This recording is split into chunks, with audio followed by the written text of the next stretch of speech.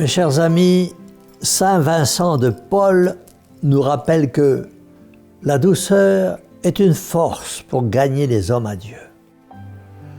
La douceur et le support du prochain sont une source de paix et un lien de perfection qui unit les cœurs.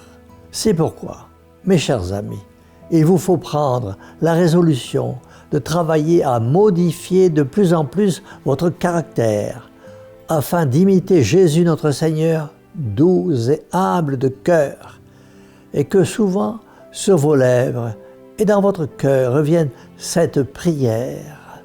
Cœur de Jésus, plein d'amour et de miséricorde, ayez pitié de nous. Les doux sont ceux qui ne se révoltent ni contre Dieu, ni contre les hommes, mais qui supportent tout avec une humble patience. La vertu de douceur est la résultante de beaucoup d'autres. Elle suppose l'humilité, la force, on sait se dominer, la patience, on sait supporter les difficultés, la bonté et la largeur d'esprit. On est bienveillant, indulgence, on n'a pas l'esprit critique. Il est bien certain qu'il faut avoir du cran pour garder le calme, la sérénité en face de certains procédés, et ce n'est pas du premier coup que l'on y réussit. Pour arriver à quelques résultats, il faut constamment se surveiller. Il faut fuir comme la peste les occasions qui peuvent exciter l'aigreur ou l'animosité. Mes chers amis, soyez des instruments de paix, de douceur. Faites toujours l'impossible pour calmer les esprits et les unir. Avec de l'esprit surnaturel, du bon sens et de la prudence, on y arrive. Si vous aviez plus d'esprit, de foi, mes chers amis, vous comprendriez que le bon Dieu permet que votre entourage vous soit parfois bien pesant.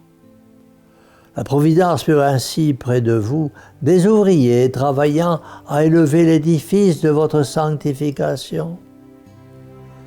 Ce que notre Seigneur permet, c'est l'expiation et la réparation pour vos péchés, ceux de votre famille et des autres.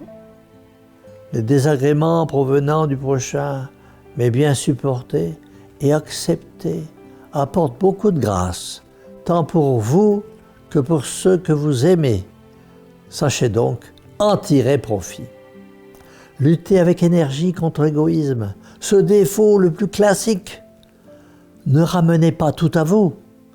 N'oubliez pas que les autres ont aussi leurs difficultés. Et si vraiment vous êtes de bons chrétiens, vous saurez vous oublier pour venir en aide au prochain.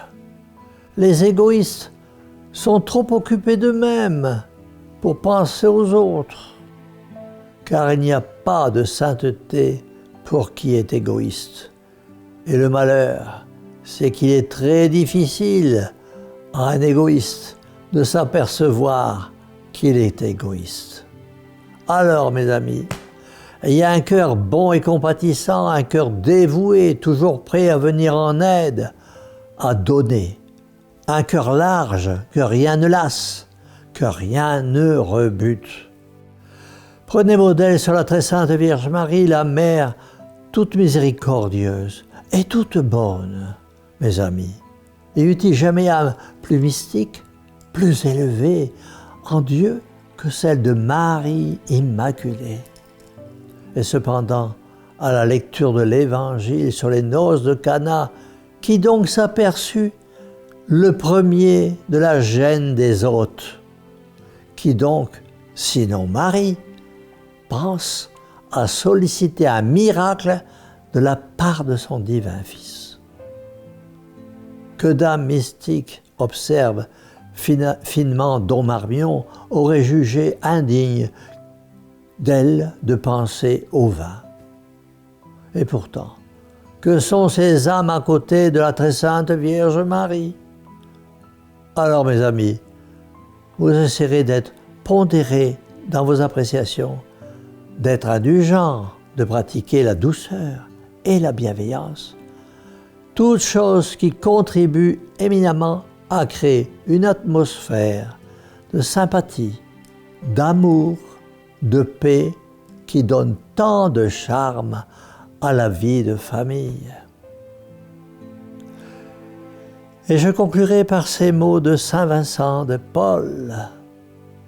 Un des actes de la charité est de nous supporter les uns les autres en vue de nos propres faiblesses et du besoin que nous avons nous-mêmes d'être supportés par Dieu. Immolez-vous toujours pour accommoder les autres. Invoquons donc la Vierge Marie en lui disant « Mère au cœur douloureux et immaculé, sauvez-nous » et que la bénédiction du Dieu Tout-Puissant, Père, Fils et Saint-Esprit, descende sur vous tous et demeure à jamais. Ainsi soit-il.